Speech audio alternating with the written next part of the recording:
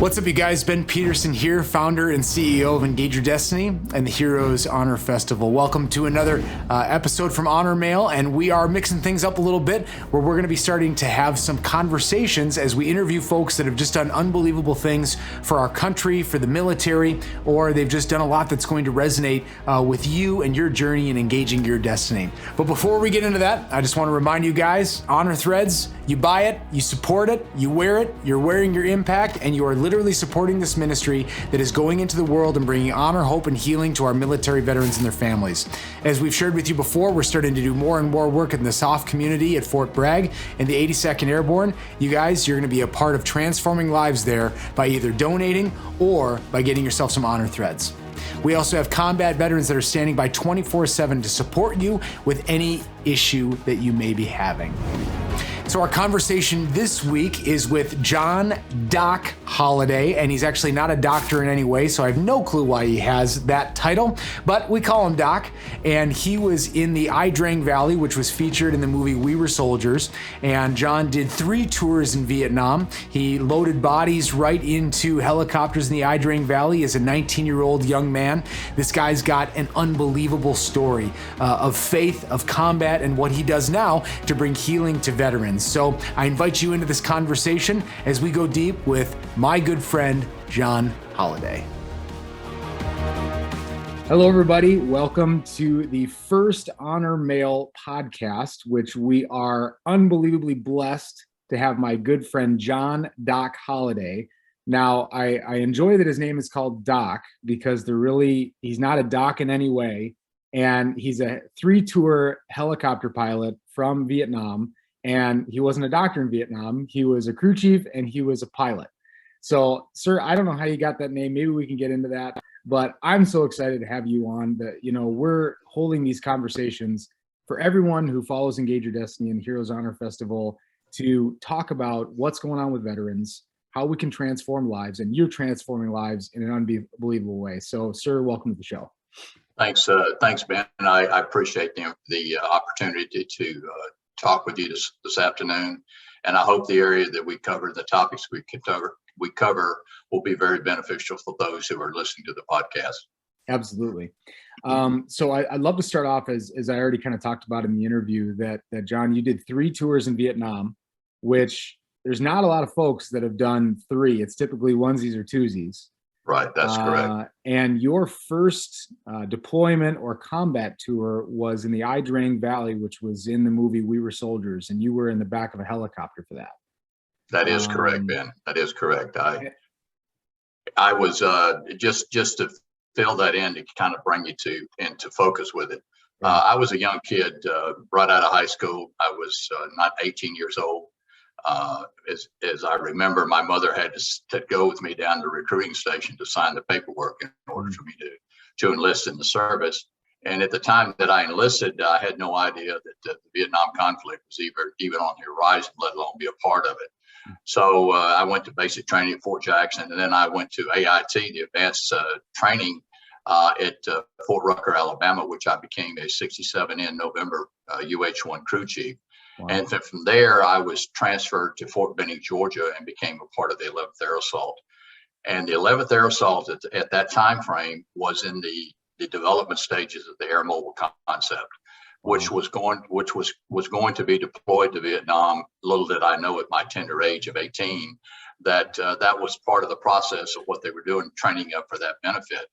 Well, we received our orders. Of course, President Johnson changed our designation from an 11th Air Assault type division to be called the 1st Cab Division.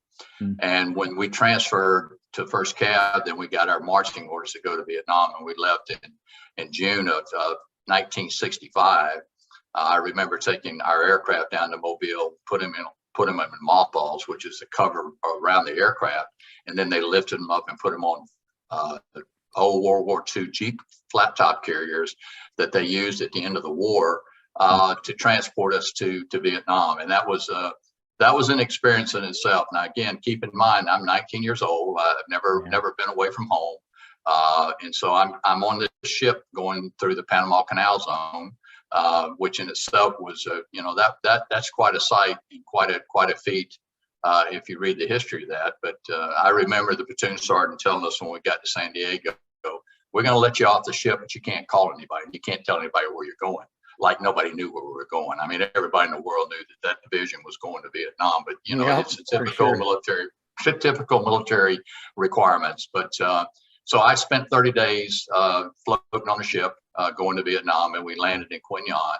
And my first experience when I got there, of course, we had to demothball our aircraft, install our blades back on them, and then we flew the aircraft off of the ship, and we landed in Quy Nhon. And I never will forget this. The smell was just, I mean, it's just terrible. I've never smelled anything like that in my life. And that's what happens when you go to third world country. That's what you have to be confronted with. I think all combat veterans can have flashbacks with the smells. Yes, that very much so. That is a lingering thought in the back of your mind, just about anything and everything you do.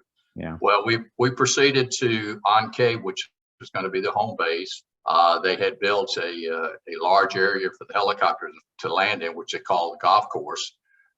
Which was just an open area that they cut out of the jungle for the aircraft to set in various locations throughout that area. And of course, I remember the first night I spent in Vietnam, I had a half open buck tent.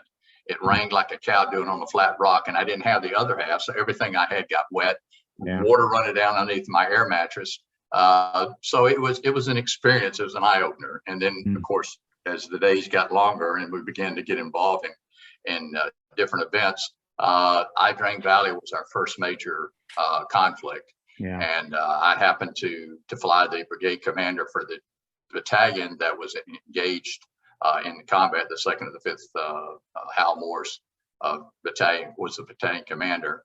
And so I was actually a part of that. Not that I was involved on the ground, down on the ground part of it, but I did. My aircraft was used to take sea rations, bullets, food, anything we could, anything we could the soldiers needed on the ground. And then, of course, when we went out of the LZ X-ray, we would put dead bodies on the aircraft, and we'd take them back to Pleiku to the morgue. And that in itself kind of set the tone for me as a young kid at 19. So John, we've all seen the movie, and I think I've heard from you before that it was very accurate in how they portrayed the battle. Yes. Which I'm sure felt honoring to you that they did it the right way. Yes. And what I'm curious about is, here you are and you are landing to supply, right? You're landing to bring in, hey, I'm bringing guys food and bullets and water and the rations that they need. And then the first time, and I'm guessing you weren't expecting for them to say, hey, we need you to take these bodies back. No. That was not even on my radar. My biggest concern was basically my job was to take care of the aircraft, to protect the aircraft. The pilots had the responsibility to go where we were supposed to go. I just wanted to make sure that the aircraft stayed in one piece and took care of it from a mechanical standpoint. And whatever the mission was required, what we had to do, then I was there to fulfill that mission. And I had no idea that our objective was to take food in and to take dead bodies out. And of course, that's something that has been a part of my hidden memory for many, many years. It just seemed like the temperature inside the aircraft when those bodies were in there, it was very cold.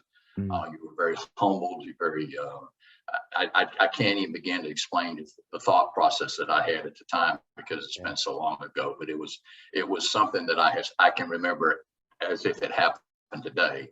I can still remember the impact of it. So, there's those. We all have all the stories, right? And then there's those iconic moments.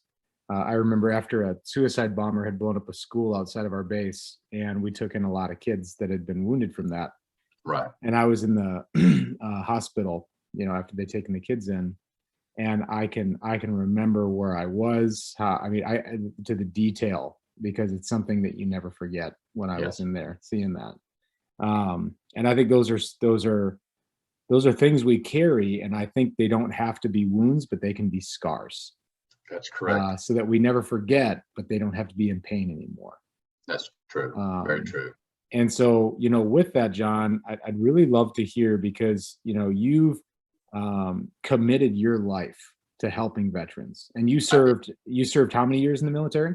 I served 27, almost 27 years in the military. 26 and a half years. Well, we'll call it 27. Yeah, 27. So I can get the other half.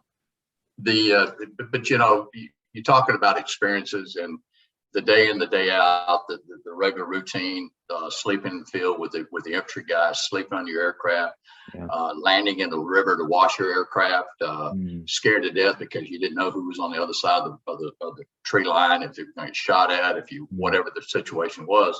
But you made do with what you had because you didn't have the convenience of what we have here in the States. I mean, you had to really, it was a wilderness per se, and there were people out there that wanted to kill you. So everything that you did, you always had that in the back of your mind. But as I went through my process, and as being the crew chief, I really got a desire to go to flight school. And that came about because my aircraft was used as a CNC, a command and control unit aircraft. And the brigade commander was the individual that we flew. And in the back of the aircraft, he had a set of 4 PRC-48 radios, which he had the ability to reach out to his various elements that were in contact. He could talk to the battalion commander or the S3 on the radio. And of course, when we picked him up at his heliport in the morning, he'd always have his entourage come out and get in the aircraft. And there was always one. The S3 was an aviator. He always got up in the left seat with Dan Murray, who was my pilot who flew the aircraft. That was his only assignment. So the uniqueness about that process was that when we came back out of the AO, the area of operations, we always had to get fuel. The old man never wanted to go to the fuel point, so we always dropped him off at his heliport. It took 8 minutes from that heliport to get to the refueling point, and 8 minutes to get back. Well, after about the second time that I saw that process, it dawned on me that, I don't need to ride the back of this aircraft. I can get up there in that left seat and I can fly with Mr. Murphy and see what it's like. Yeah. Well, over a period of time, over a year's period of time, those 16 minutes doing that 3 or 4 or 5 times a day, that all adds up where I'm touching the sticks. I actually learned to fly the Huey. I actually learned how to hover it, pick it up. Everything with the exception of the emergency procedures, I learned about the aircraft because Dan Murphy was a tremendous individual who taught me that. And after 9 months in country, I got motivated to do the aptitude test to go to Saigon, to take the aptitude test to go to flight school. Wow. So that's how that process came about. Even though I was still in the combat zone, I was motivated to come back because I wanted to be an aviator and I wanted to fly the aircraft and I wanted to be in the front seat. Wow. So that's what happened. So when I left September of '66 out of C-141, and here's a very unique thing about that aircraft, you sit backwards in it. You don't sit forward, you sit backwards in the aircraft, facing backwards, and they have 98 seats in there. Guess who was number 98 person to get on the aircraft? Mr. Doc Holladay. That was right. And I'm telling you, I sit right by the door. The seal around that door at 41,000 feet was extremely cold, but I didn't care because I was going home, and I could have been an iceberg. It would have made a difference to me. Yep. But it was I was ready to come home, and you could have gotten pneumonia, and you'd be good. It would have made differences, right? But I got home, and sure enough, after I went back to Fort Benning, and I became a part of the 54th Med Detachment, and our good friend Pat Brady was a young captain then. And I was an E5, and Captain Brady, we were flying H-19s. We were flying dust off for the jump school to cover the jump zones when guys would jump out of the aircraft, break their legs and whatever. We also had the mission to cover the doing the Ranger training down at Eglin Air Force Base. So we had those 2 missions out of our location at Benning that we covered. And Pat Brady, who was a captain then, and when I told him that I was going to flight school, he immediately took the responsibility to teach me because I told him, I said, I can fly the Huey, but I have no idea what about this H-19 or about a recip engine. So he took me and he taught me how to do a throttle correlation on the H-19 so that when I got to flight school, I would understand what throttle correlation and collective was, which was a huge advantage for me when I went through flight school. So that kind of shows you how pieces of the puzzle come together. Pat Brady was a captain. he was part of the event that we had in Daytona. He was one of the guest speakers. He's a Medal of Honor recipient. He's a retired 2-star general, and I still have contact with Pat Brady today. We're still very close to each other. His book is right there. There you go. Yes, Dead Men Flying. Yep, that's I'm telling you, never meet a finer person than anybody that really loves kids and loves people and loves veterans. That Pat Brady is the guy. Amen to that, man. Well, so I'd love to move, in your story to, you've become a pilot, and you. Well, I hadn't made it yet. I got to flight school in March, March of '67. Yeah. And then in March of '67, I started flight school, went through Fort Walters, finished the primary. I soloed. I was very fortunate. I was one of the first ones in my class to solo. And the reason of that was because of my prior exposure to flying the aircraft. I got my first pink slip because I thought I was cockier than anybody else, and it was very obvious. And the IPs recognized that, so they humbled me, which was what I needed. And but I did solo, and then I went on to Fort Rucker, the advanced training, and where we learned to fly the Hueys. And then, of course, I graduated from my class. I was at the top of my class, and I went got selected to go to Cobra transition course at Hunter, which I did. And I went through there and got a deferment. My wife at the time was pregnant. I got a 90-day deferment because of her pregnancy. At which time, during those 90 days after I finished Cobra school, I was able to be hooked up with an MOI, a method of instruction, certified instructor pilot from Fort Rucker, who actually put me through the MOI course for instruction to be an instructor pilot for Fort Rucker, and got certified. Here I'm a brand new aviator with less than 250 hours, and now I'm a certified MOI instructor for Fort Rucker going to Vietnam. So I left in March of '68, and then that's when my second tour began. Okay, awesome. So, can you tell the story of the miracle? Kind of, I mean, there's no other way to put it, but it was a miracle where you thought you were going to die, and I mean, this is a phenomenal story. I'll just let you just take it away. Well, when I got to Vietnam, I was assigned to B Company, 9th Aviation Battalion, B Company, and which was a gun company for the for the 9th Infantry Division that was supporting the Mobile Riverine Force down in the Delta. And we basically were stationed out of Long Bend, which is at Bearcat. And every evening before dark, we would send a light fire team down to Dongtown to fly counter mortar to support the facilities while it was being built up for the division. Well, one of the aircraft got a chip detector light on it. And of course, my job as the maintenance officer, I was assigned as a company maintenance officer, was to make sure that I either go down and fix the problem or take a second aircraft. And it made more sense for me to take the second aircraft, and I would work on the other one while I was there and bring it home. Well, in the process of doing that, I didn't take anything except the crew chief. It was myself and the crew chief. The crew chief got in the left seat, and of course we took off. And as we were flying past Saigon, I got into a cloud bank. It came from nowhere because it was almost dark. And once I got into the cloud bank, the rotating beacon was you could see it in the clouds that it was going around. And I was a young aviator, very concerned about losing my depth perception and getting vertigo because of the light. And I reached over and told the crew chief, I said, please reach up there and turn the rotating beacon light off. Well, he reached up, but he didn't turn the rotating beacon light on. He turned the cockpit light on, which lit up the whole inside of the cockpit. And of course, I lost my night vision capabilities at that point. And then I lost visual references with the instruments. No longer. Did you yell at him? Wrong light. Turn it off. After I realized that what we were in and what was happening, I reached over and I told him, I said, "You might as well kiss your ASS goodbye because we're going to die right here. Wow. This is it. We're dead.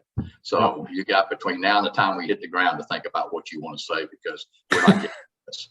So luckily, as I fought with the aircraft in the cloud bank, as I was at probably on the edge of the cloud themselves, but I was able to actually get a glimpse of the skyline of the city of Saigon. The aircraft, I'd already gone past 90, and I was going for 180 degrees, which is almost completely upside down. And you can't even tell. You have no idea. I had no idea. Could not tell. Couldn't tell you. You couldn't feel yourself being. Couldn't feel it. No. Wow. The instruments were telling me one thing. My inner ear was telling me something else, and I didn't believe either one of them. So wow. What I was seeing, I didn't believe it. So basically, the only thing that saved me was that I was able to see the skyline, glimpse of it, and as soon as I saw that, I was able to right the ship, and we got out of the clouds. And that till to this day, I promise you, Ben, that the good Lord had a vision for me, because I could have died right then and there, and no one have ever known the difference. It was the most amazing, phenomenal thing that I've ever encountered in my life, because I could have very easily have died right then. It was no way. I told the kid, I said, we're dying right now. We're dead.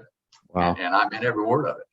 So it's so fascinating to me how many pilots that I've spoken to they believe, they have faith, because not only do they have a perspective of the earth that's a little higher up, right? Yeah.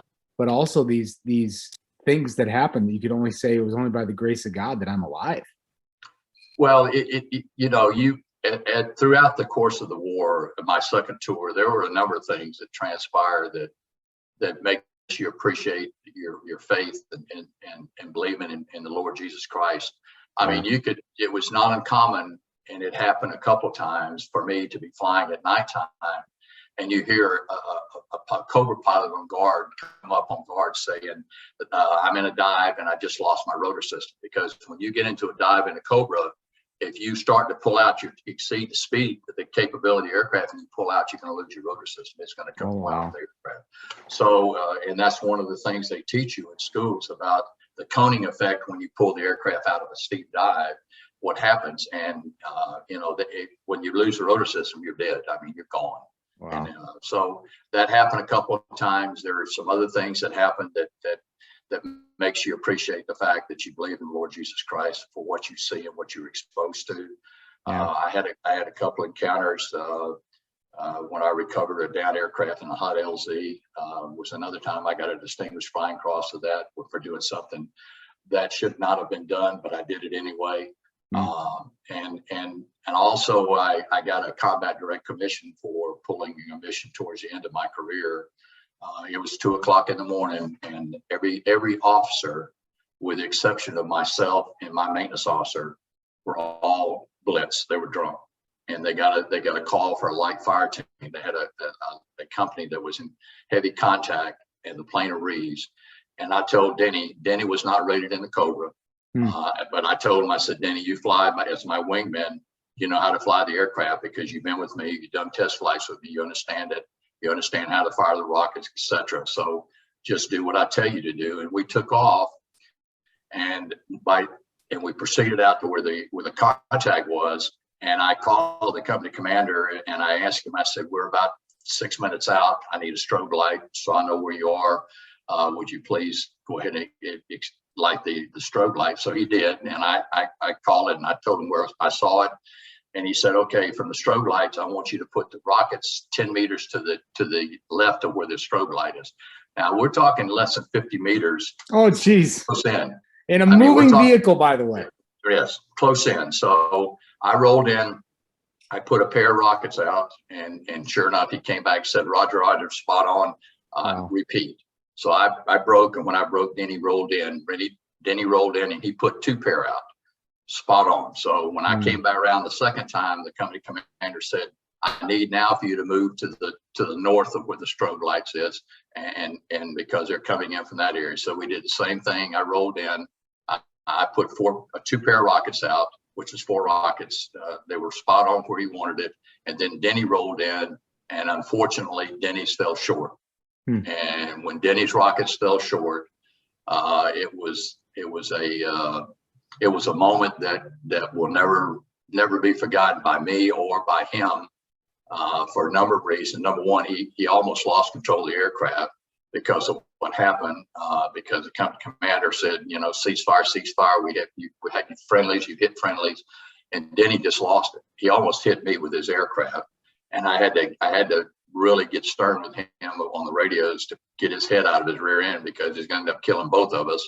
And one thing led to another, and then finally I made the decision to actually go back to the division headquarters and get the division surgeon, because he was needed very badly. So I left Denny on station. I went back, got the surgeon, came back to the site, landed in a hot LZ being shot at, kicked the surgeon out of the front seat, took all the ammo cans out of the ammo bay in the Cobra, put three shot up soldiers that needed to be in the surgery, then took them back to the hospital, dropped them off, and I went back, and I'd made 2 trips like that, and the surgeon was still on the ground doing his thing. And of course, Denny was flying, just trying to keep cover. He wasn't shooting because he didn't have the capacity to do that, but I was steady doing my thing. And that started at 2 o'clock in the morning.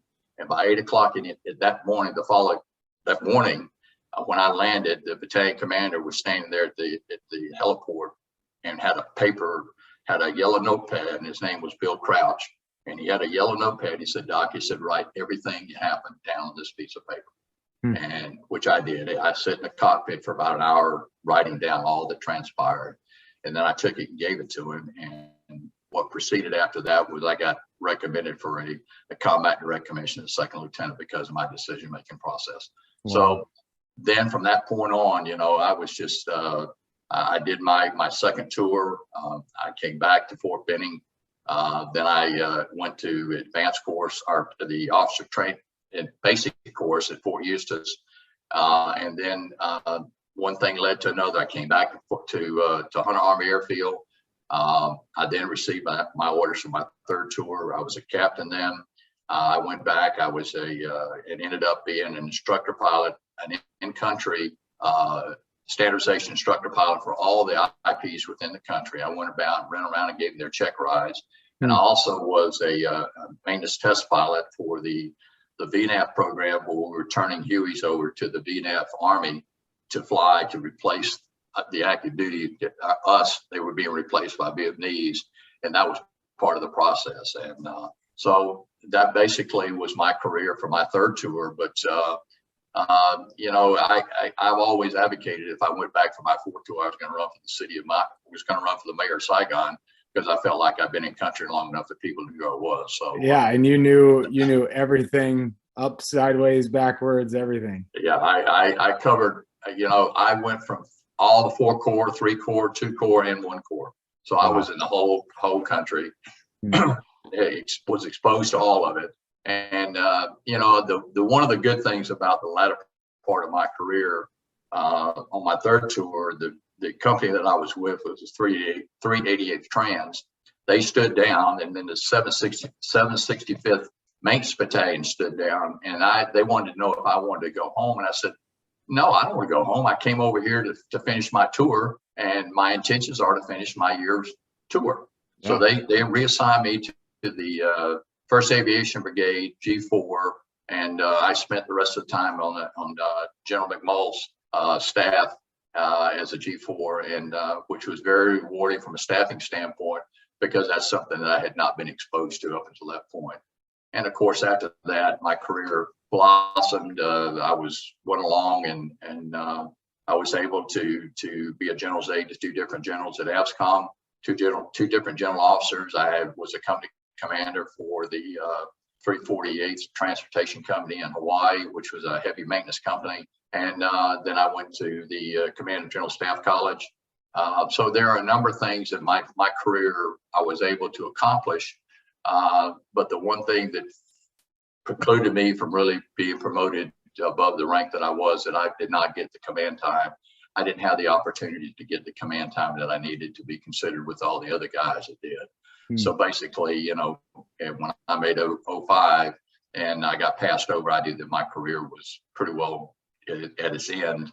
And so I called a chip in for one of the general officers I was an aide to, and I told General Thompson, I said, you told me I had 1 blue chip to call in, and I said, I'm calling. I said, I want to finish my last 2 years in the Army. I want to finish flying, and I would like to be transferred to the test activity at Fort Rucker, Georgia, which I did. Sure. and I went there, and the whole time I was there, I got an upgrade to a Series 47 D model transmission. I got a T42 transmission. I got a U21 transmission, and I got a Blackhawk transmission. Wow. So I flew everything the Army had, with the exception of the Apache. Fun. So I was very fortunate in my career, and I was very blessed. Fun. So that's my military career in itself. So now you know the whole story. Well, I needed it. So, in this podcast, we want to kind of dial in, how we're making a difference in the lives of veterans. And, you have founded an organization that has healed countless veterans with the work that you guys do. And so what I'd love for you to do, sir, is to share a little bit of the story of the vision and how you got these aircraft and how you got them to a point where, man, these are actually serviceable aircraft from Vietnam that you take people on rides for, to give them an experience that they haven't had for 50, maybe sometimes 60 years. Well, Ben, it's kind of a unique story because I retired out of the military, and I left Fort Rucker in September 1990. And when I walked out of the main gate of Fort Rucker, I made a specific effort to drain all the OD blood out of my system. That's a phrase, but I knew that I was 40, almost not quite 45 years old. I still had an opportunity to go to work in a civilian environment. And because of my Vietnam background, we didn't talk about it. We just didn't say anything about it at all. So that's one of the reasons why I wanted to make sure that I could make the transition into the civilian world and not bring all that baggage along with me, which I did. I went into the trucking business, and then I stayed in trucking for a little over 20 years. And John, can we pause on that real quick? So sure. You came out in 1990 and you felt like you couldn't talk about that it'd be baggage to tell people that you served in Vietnam. This is 15 years after the war's over. And so could you just spend a minute on what was the culture like when you came home from Vietnam? And then what it was like in 1990, because this is just mind-blowing to me. Okay. When I came home, and I told you I left Pleiku on September 1966, number 98 seat on a C-141, we landed at Travis in California. And from there, we were processed out and given our leave time. And of course, we were given civilian clothes. I'm taking it back, not civilian clothes, but we're still in our khaki uniforms. And we went to the San Francisco International Airport. Now, here I am, been in the combat zone for a year. I'm not 21 years old yet. I'm still 20. And I'm walking down, and these idiots were spitting on me and calling me baby killers. And all I wanted to do was just to go to Fifth City with them. I just didn't understand it. I mean, I could not understand. You were in shocked. Yeah, absolutely. I was totally in shock. These Harry Ketchner, that was the thing back then. The Buddhist environment, whatever they want to call themselves at that time, had disrupted the whole vision of the United States. To my point, all these people that wanted us out of Vietnam, didn't want us there, and Haight-Ashbury and free love and all that stuff had consumed our society, and it had really had an impact on guys like me that were over there fighting for their freedoms. We thought, I went there to protect the rights for our people, for my children to be free and to live free. So when I came home, that was a tremendous shock to me.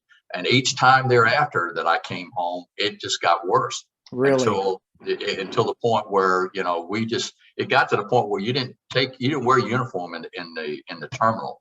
You changed clothes before you got on the airplane, and you never flew in a uniform, because people, they just didn't know how to act. They just thought that all you did was go over and kill people. This was so you stayed in after your tours. Yes. Yes. And so this was the experience in 65, in 68, your last tour was in 70. 65 and 66, and I went over in 68 and 69. Got it. And then 71 and 72. Yep. So I saw the beginning of the war, the height of the war, and the downturn of the war. Now, the downturn of the war was very, very bad. I mean, it was bad from the standpoint that our leadership at the time, they had soldiers, infantry soldiers in the field, had nothing to do, were not engaged. So consequently, what happens? They get high on drugs, they frack people, they roll grenades under the NCOs they don't like, they blow them up, they kill their company commander because they got isolated time, they got nothing to do. So to me, that was a failure on our leadership to recognize those problems and to do something about it more quickly than they did. So basically, General Schwarzkopf, who at the time, I didn't know him in Vietnam, but he promoted me to lieutenant colonel when I was at Fort Stewart, Georgia. He was the division commander, and he was also part of the Grenadier task force as well. But when he made his 4th star and he went to run the army in Iraq for the Iraqi war, yeah, and you notice it lasted 31 days. He knew what he was doing. He was he was the tip of the spear, so to speak. And that mentality and his total commitment to the military and his soldiers transferred back to our society in the States, so that when kids came home and went through the airport now, they're far better willing to accept the soldier for what they're doing rather than to spit on them and call them baby killers, et cetera, et cetera. Wow. And again, that has to do with the leadership. Now, you experienced some issues when you came home that we talked about, but again, that wasn't throughout the whole war. Eventually, it transitioned out to the point where people now understand that when a soldier goes to war, at least I hope it does, when a young soldier puts his life on the line and goes to war, it's for their freedom. If it wasn't for the soldiers and the military and their commitment to this country, the freedoms that we enjoy today would not be freedoms that we can enjoy. They would be gone. We'd be like Russia. We'd be like, some of the other dictatorships that are around the world and how they operate and how they live. People just have no conception about how well that we live and how lucky we are to have what we have. Yeah. But that being said, after I left the service, I spent a little over 21 years in trucking. And that was a different environment for me. No military, I hit the road every day. I didn't drive. I was an executive account manager, but I was selling space in the trailer. Basically, it's what I was doing. Yeah. And I did that. And then on the 24th day of August, 2013 was the beginning of where I am today. I got a call from a very dear friend of mine, Joe Emerson, who was stationed with me in Hawaii, called me and said, Doc, he said, we're here in Ozark at Blackwell Field. You need to come up here and you need to rattle this Huey. We got a Huey here. And it'll be just like old times. And I said, okay, Joe. So I went up there, paid my cost to get on the aircraft, rode the aircraft in the back seat on the left-hand side behind the pilot on the outside seat. And it was like, this is where I need to be. What am I doing with all this other stuff? This is what I need to do. Yeah. This is my calling back to what I want to do. What am I doing with my life? That's right. And basically that was the day that the doors opened to allow me to do and to be where I am today, doing what I'm doing. And I will, as a matter of fact, Joe became a part of my organization. We still see each other and communicate with each other every day. So, but that 24th day of August 2013 was the beginning of where we are today. And that process has allowed me, and I will tell you, when I started out, it was nothing more than a guy trying to be a member of an organization. And as I processed through getting recertified to be able to fly the aircraft, get my medical certificate and all the requirements that I had to have in order to fly under the FAA guidelines, it was a challenge. I had some medical issues that I had to overcome, which I did, and one thing led to another. And at the beginning part of 2014, I was asked by the president of the Friends of Army Aviation if I would be the vice president, because he was the one-star general and he went to Maine every summer and they needed somebody here to run the organization. And I told him, I said, sir, I'll take the job. So that's where it began in February of 2014. I started out as a vice president with nothing. We had no aircraft. The only aircraft that we had belonged to the Army Aviation Heritage Foundation, and but my organization, the Friends of Army Aviation, the only asset they had was the hangar that was currently erected at the time. So one thing led to another. Fast forward to December 2015. We asked the Heritage Foundation if they would politely leave our hangar, that we no longer wanted to be associated with them, that we wanted to become a standalone 501c nonprofit organization, with the mission of educating the American public about Army aviation and to allow them the opportunity to participate in aerial flight. So now, when you say aerial flight, we're talking about Hueys that were used in Vietnam. That's correct. That is correct. And what model is that, sir? The ones we fly are the H models. Now, I flew D models, which is underrated, underpowered, but they, Lycoming came up with a 400 additional horsepower, same size engine, but they found 400 additional horsepower out of it. And that made all the difference in the world. And so the aircraft that we fly are H models, which has a 1400 shaft horsepower instead of the 1100 shaft horsepower.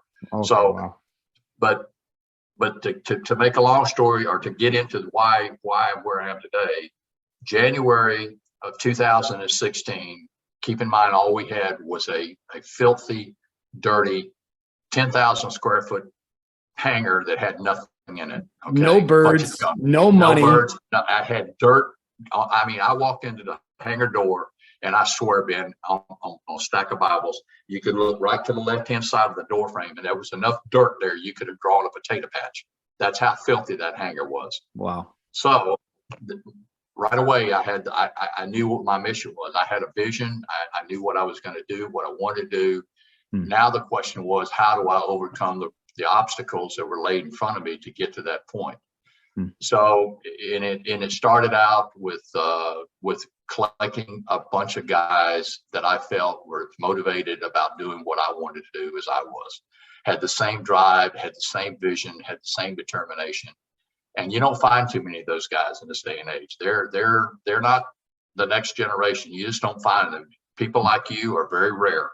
And they're still some of my age, but they're to the point that they're so old that they can't their get up and drive is got up and gone, so to speak. So yeah, what's the Navy SEAL thing is you got guys that are physically able but not mentally, and guys that are mentally able but not physically.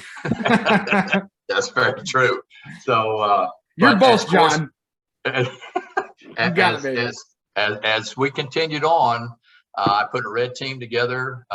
We decided that we wanted to be a part of to be able to fly and under the FAA umbrella, under the Living History Flight Exemption Program. So we had to put together a package that required certain elements of completion and certain documentation to allow us to do that. So that was one part of the puzzle. The second part of the puzzle was we didn't have any aircraft.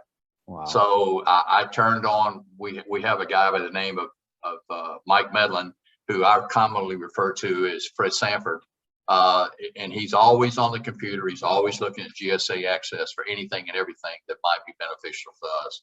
And he happened to have found a gold mine of old Hueys in Sanford, Florida, that belonged to the State Department. So we immediately jumped on that bandwagon. We even went down to Sanford, Florida, and picked out the 4 aircraft that we wanted. We looked at the logbooks, figured out how much time we're on them, etc. They didn't come complete. All they were hulks. They had a transmission and an engine, nothing else. That was it. No instrument gauges, the seats were nothing. It was nothing. So how about machine guns? Any machine guns on it? Absolutely nothing. So we got awarded those 3 aircraft. Wow. And then we set out to get them moved up to Ozark. And once they got up here, we began to do some further inspection on the aircraft. And George Schmidt, who is my director of maintenance, went out and looked at the first one, which was 123, which was the aircraft that you flew in. Looked at it and determined that the airframe only had less than 5,000 hours on the aircraft itself total. Wow. So we decided from that point on that we were going to make that a flyable aircraft. And the process that we went through, we started in March of 2016. day in and day out. Every spare moment we had, we put on the aircraft. Every dime that we could dig up to buy parts, we bought parts. We scrounged parts. We did whatever was necessary. But at the end of July of 2017, which was 14 months, 29 days, and 45 minutes, but who's counting? We finally made our first flight with 123. And from that time forward, we also got awarded our Living History Flight Exemption Program in October of 2017, the first organization to have completed the package that went through the whole process and never got kicked back. It was accepted from day one, which in itself was a monumental task. Yeah. So that was the beginning. And of course, and for what purpose, John? Why? The purpose was that people like myself, we had a story to tell. We felt like that the American public was shortchanged. They were not really told the true story about why we were in Vietnam and what good we did and what good came out of the war, if you want to look at it from that perspective. And we just felt like that the public needed to be educated about the Huey and what the Huey was capable of doing, because I've always advocated, and I've told you, I think that the 58,000 plus names that are on that granite wall in Washington, D.C., every one of those people were either directly or indirectly affected by that Huey. So they, at some point in their time, they rode on one. They rode on one. So, I just felt I had this strong emotional internal desire to bring that to the forefront so the American public could appreciate what we do. And to this day, we have flown over 25,000 people have ridden in that aircraft since September 2017. We brought our second Flyable Huey, came on board in September. That aircraft was dedicated to no other than Pat Brady for his being a Medal of Honor recipient. We actually dedicated that aircraft to him in November of 2019. He came down to our first gala. He was our gala speaker. And we actually had a ceremony in the hangar where we unveiled the aircraft to him. It wasn't flyable at the time, but all the pieces were on it, but he's very emotional about that. And so you kind of can get a glimpse of how we go about doing what we do. This year alone, we have 55 events scheduled on this that we have scheduled on the event. Those 55 scheduled events have taken us all over. I mean, we've gone to Iowa, we've gone to Kentucky, we've gone to Arkansas, we've gone to Alabama, Georgia, Florida. There's no place our footprint that we have not been east of Mississippi.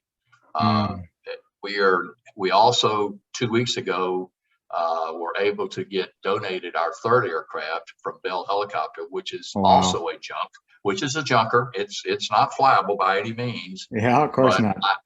Just for a little humor's sake, the aircraft the tail number is 507. That aircraft, when I first started on this journey back in 2014, the aircraft was across the runway where we sit, was at the Bell plant.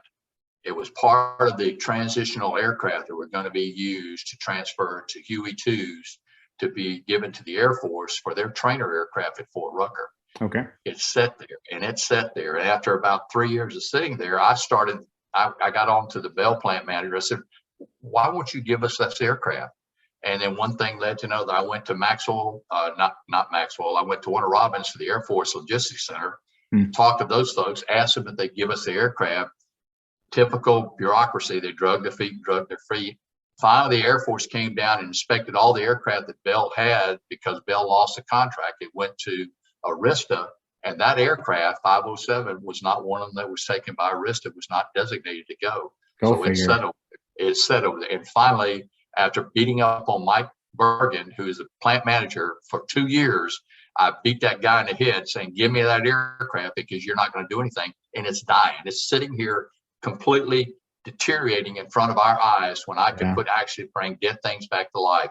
I can do it. Give me the aircraft. So finally he gave me the aircraft, and that's our next mission. Right? Next project, right on the So horizon. John, tell me, you've processed a lot of your story, and you're a Vietnam veteran that has seen traumatic things and been spit on and treated like trash for all you've done for this nation. And I know you've flown a lot of other Vietnam vets that have had similar experiences. And Yes. I'm sure we could spend 3 hours of you telling me stories, but are there any stories that stand out of Yes. a guy or a family that got on this thing and it'll just Yes. get you? Yes, I can. And I'll try to make this short and sweet, but every time that you go to an LZ or landing zone and you have a group of people come together to ride on the aircraft, there's no doubt in anyone's mind, if you're sitting in the front seat of the aircraft, that you can't tell who a Vietnam veteran is. Really? Because Tell me how. you just, well, you can look at him because first of all, he's staring at the aircraft because he's transitioning back to when he was 18 or 19 years old. And He's thinking processing what is it going to be like when I get on this aircraft. He's got his family with him. He's got his wife and his kids, and they're all jumping up and down, giggling. You know, they're teenagers. They're along for the ride, but their father is actually processing what he did when he was their age or younger, and he's trying to figure out how he can communicate with his family about what they're about to experience. So as he comes to the aircraft, he's kind of got his head down. He's a little concerned, and he gets in the back of the aircraft, and I'm up in the front seat, and I asked Mike, who's the crew chief in the back, I said, Mike, that family's on across the bench seat. What's going on? Tell me what's happening. And he said, Doc, he said, the male is talking to the female, and they're talking to the girls. That's good, man. You're good. He's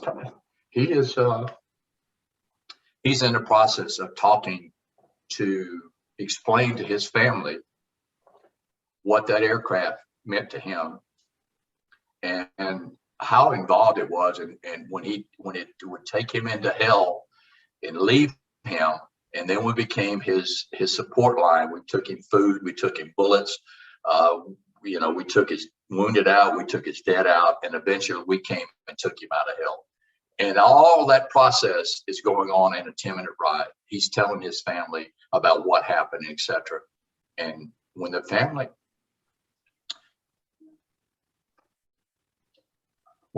gets off the aircraft and he stands in front of my door, tears. And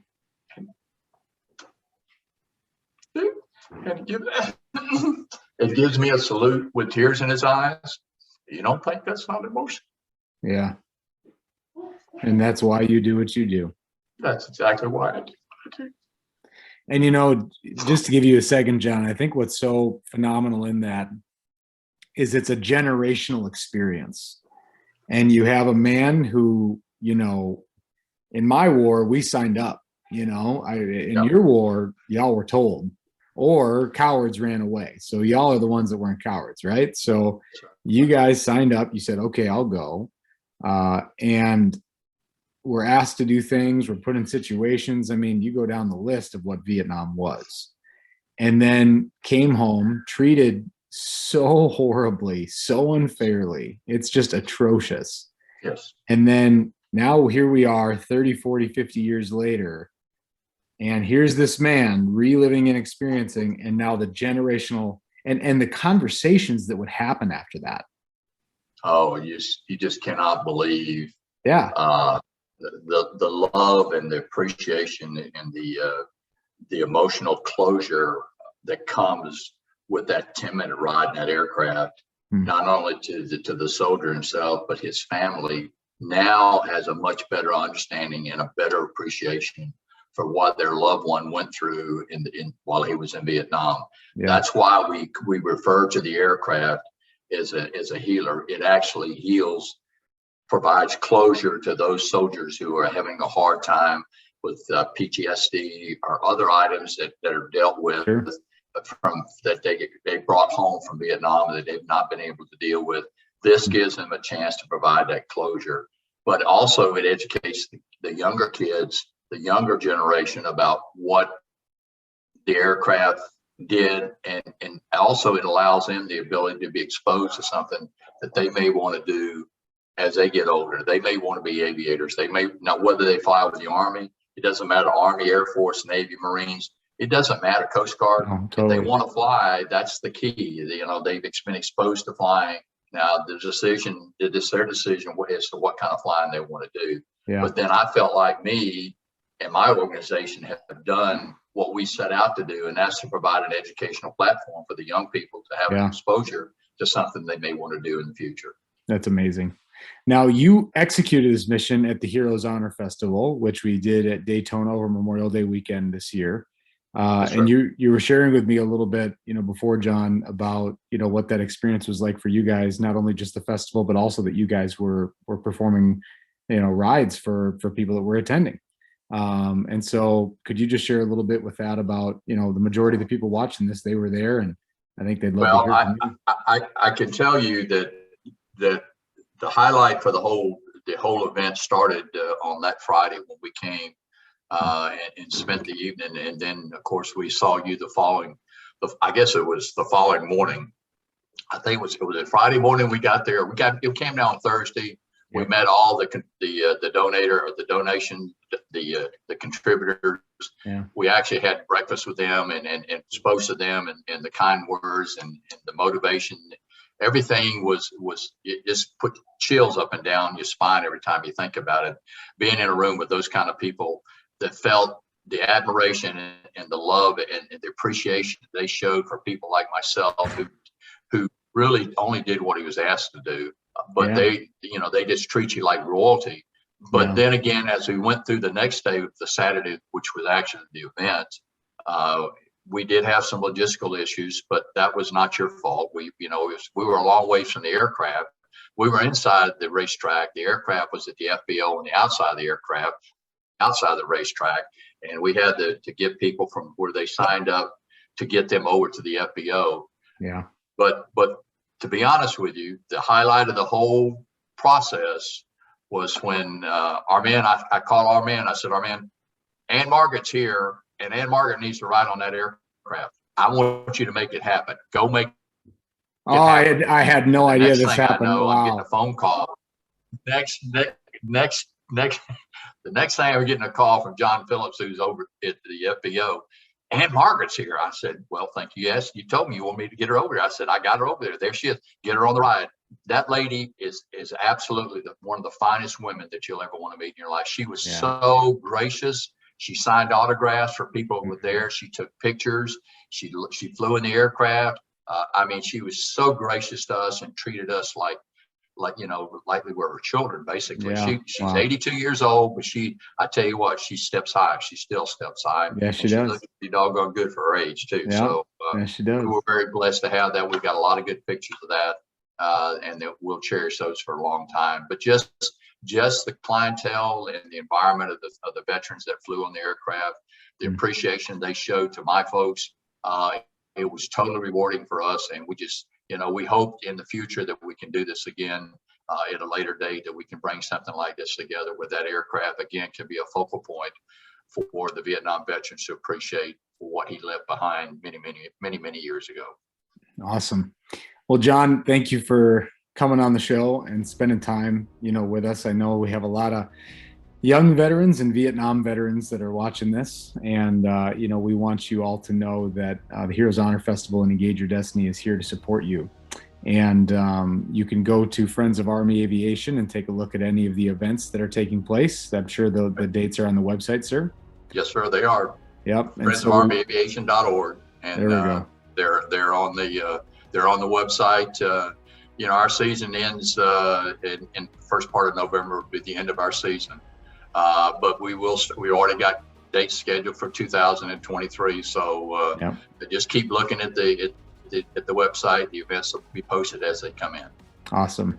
So I just want to encourage you guys. This is a life-changing experience. And I remember for me, I was in a combat aviation brigade flying in Blackhawks and Chinooks, and getting back on one of those birds, it's an emotional and powerful experience. So if you are listening to this, I want to really encourage you to check out their sites, support them, donate to them with this great work they're doing. They're healing thousands of veterans and their families through this work, and educating as well as the next generation of a lot of things that people want to forget about or they want to write out of history.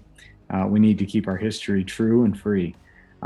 We also want to encourage you guys on the Heroes Honor website or on the Engage Your Destiny website to reach out to us so that we can support you. We have combat veterans standing by 24 hours a day to be in your life, to lead you into any program that can support you for counseling, for mental health, for physical resources, for your bodies. Guys, we are here to not leave any man, woman, or family member behind. So you guys hear it from me every week, and you're going to continue to hear it until Jesus comes back. So we love you guys, and we're so thankful that you're a part of our mission and our movement. And John, we can't thank you enough for being with us today. It's my pleasure, Ben. Thank you very much. Thanks, buddy. All right, guys. We'll see you next week.